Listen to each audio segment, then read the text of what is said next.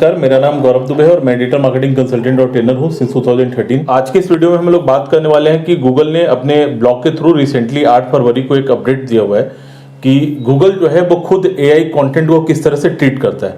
और जब से चैट जीपीटी आया तब से काफ़ी सारी अफवाहें फैल रही थी कि गूगल चैट जीपीटी के कंटेंट को बिल्कुल स्पैम में डाल देता है और अगर कोई वेबसाइट चैट जीपीटी का कंटेंट वगैरह को अगर यूज करती है तो उसको वो पेनलाइज भी कर देता है। तो बहुत तरह की अफवाहें थी। किसी का मानना था कि गूगल बिल्कुल पेनलाइज नहीं करता एआई कंटेंट को, आप करोड़ों रुपए कमा सकते हो, आप लाखों रुपए कमा सकते हो एआई के थ्रू लिख करके,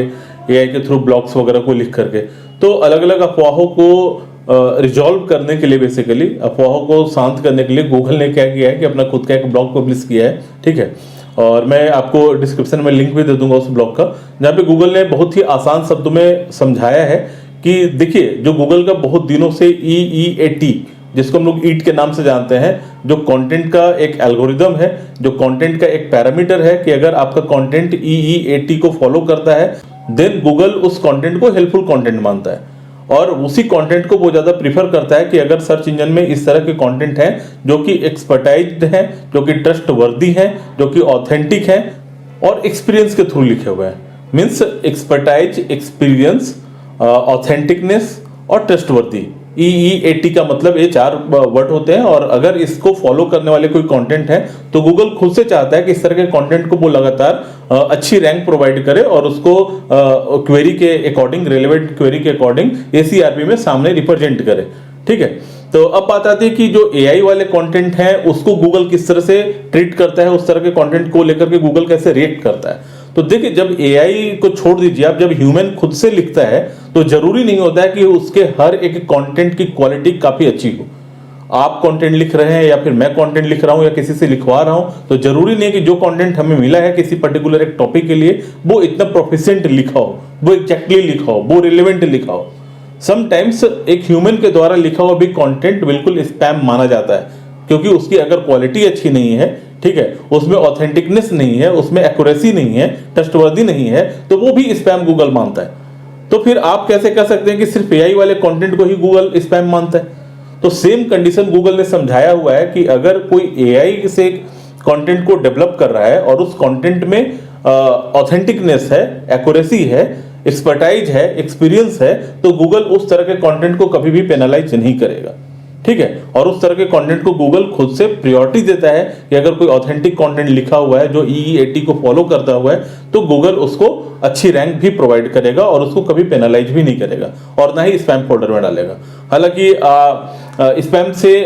टैकल करने के लिए गूगल ने 2018 में ही अपना जो स्पैम ब्रेन सिस्टम एल्गोरिदम लाया था 18 के आसपास, और 2021 में काफी सारे स्पैम कंटेंट्स को रिमूव किया गया है गूगल के थ्रू, ठीक है। तो स्पैम ब्रेन सिस्टम जो है वो लगातार इन चीजों को टैकल करने के लिए काम भी करती है, चाहे एआई जनरेटेड कंटेंट हो या फिर ह्यूमन जनरेटेड कंटेंट हो। अगर वो EEAT को फॉलो नहीं करता है तो वो गूगल के लिए स्पैम ही है और उसको टैकल करने के लिए गूगल के पास बहुत सारे एल्गोरिदम हैं। तो आज ये क्लियर होता है कि गूगल एआई जनरेटेड कंटेंट को कभी पेनलाइज नहीं करता, बशर्ते कि वो एल्गोरिदम को वो फॉलो करना चाहिए। अगर उसके कंटेंट के थीम में EEAT को फॉलो करने की क्षमता है तो उस तरह के कंटेंट कभी भी पेनलाइज नहीं हो सकते हैं, ना ही आपकी वेबसाइट को किसी तरह से हार्म पहुंचेगा।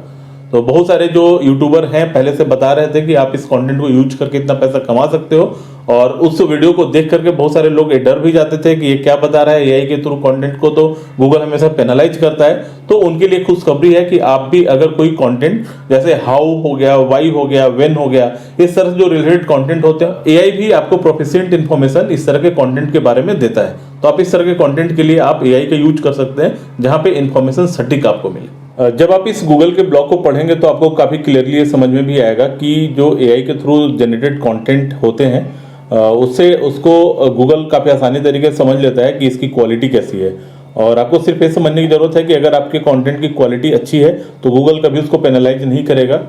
और क्वालिटी को समझने के लिए ये है कि अगर आपका कंटेंट जो है वो EEAT को फॉलो करता है तो गूगल कभी आपके कंटेंट को स्पैम में नहीं डालता है। सेकेंडरी थिंग कि जब आप इस ब्लॉग को पढ़ेंगे तो आपको काफ़ी सारे FAQ भी मिलेंगे, और उस FAQ में भी पूछा गया है कि क्या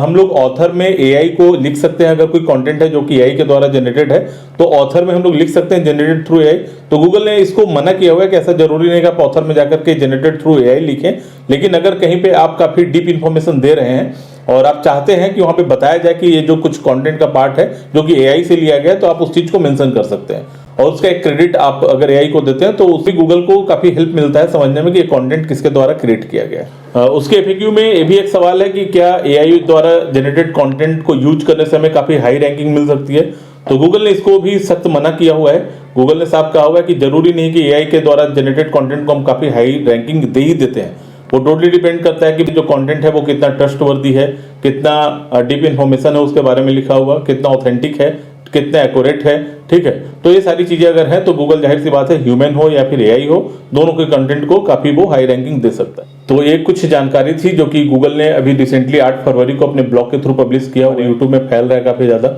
एआई कंटेंट अच्छा है या नहीं है हमारे एसईओ के लिए, पेनल्टी तो नहीं मिलती हमारी वेबसाइट को, और न जाने बहुत सारे ऐसे सवाल थे जिसका रिजोल्यूशन गूगल ने खुद अपने ब्लॉग के माध्यम से आपको दिया हुआ है। So if you like the video, subscribe the channel. Thank you so much for watching this video.